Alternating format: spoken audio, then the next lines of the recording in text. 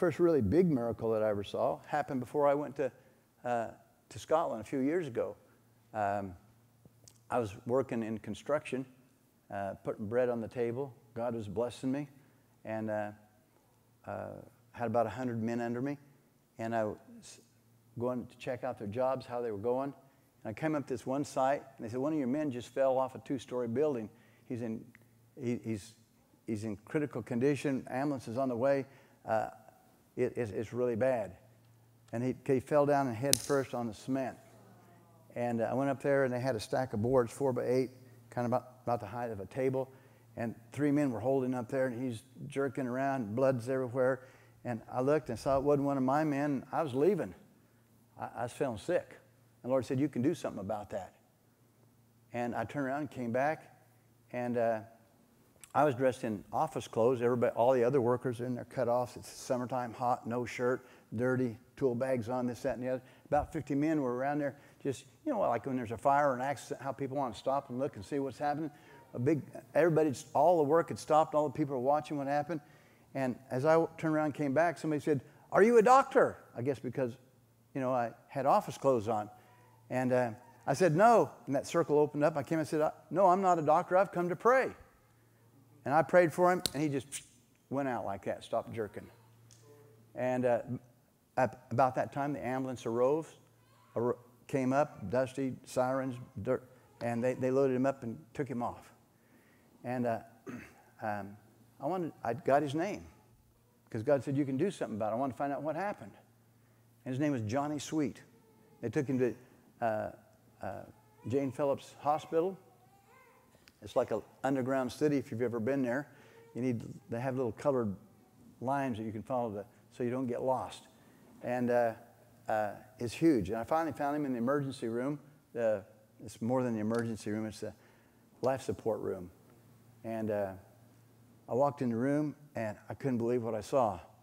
He looked like a rotten pumpkin, his head. You couldn't even see where his eyes were supposed to be. He's all swelled up.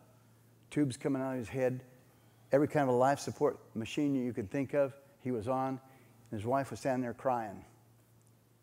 They just told her, no matter what, even with all this life support, we won't be able to keep him alive for more than 2 more hours, and then he's going to be gone. And she was weeping. And I said, Lord, you told me that you could do something about this. What do you want me to do? And I started telling her faith stories.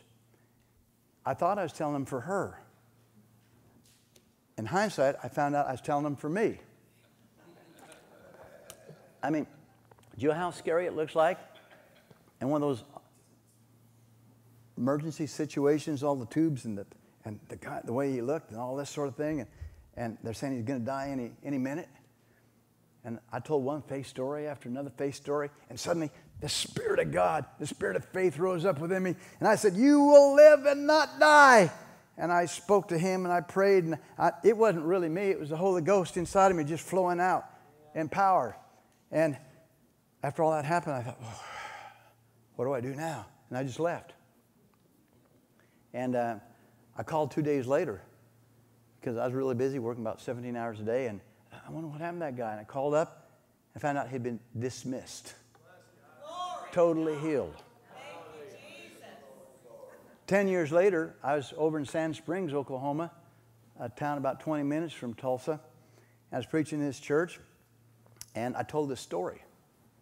And afterwards, these women gathered up around me and said, Johnny Sweet, he's our relative. And they told me the rest of the story. 50 men at that construction site got born again. They said, Johnny's not here tonight, but they gave me his email address and stuff like that. We got in touch, and not my story, but his story. He said, I was dead. I was at the gates of hell, and Satan was making a claim on my soul. And about that time, I heard the voice say, you shall live and not die. And the Lord was there, and next thing you know, I was back in my body and out of the hospital. There is nothing impossible for God. He is the creator of the universe. Jesus it says in John, in the beginning was the Word was with God, and the Word was God. And nothing was created that He did not create. And then the Creator who created the earth in a great act of creation became part of the creation. And in that creation, He had absolute authority over all the creation that He created. He walked on the water. He turned it into wine. He healed the sick. He cast out demons. The blind saw. The lepers were cleansed. There wasn't anything He couldn't do. He multiplied the fish and the loaves. He is the master of the creation that He created, and He's here today, and He hasn't changed. He is the same yesterday, today, and forever, and He has an agenda for this world, and that's for us to take the gospel into every nation.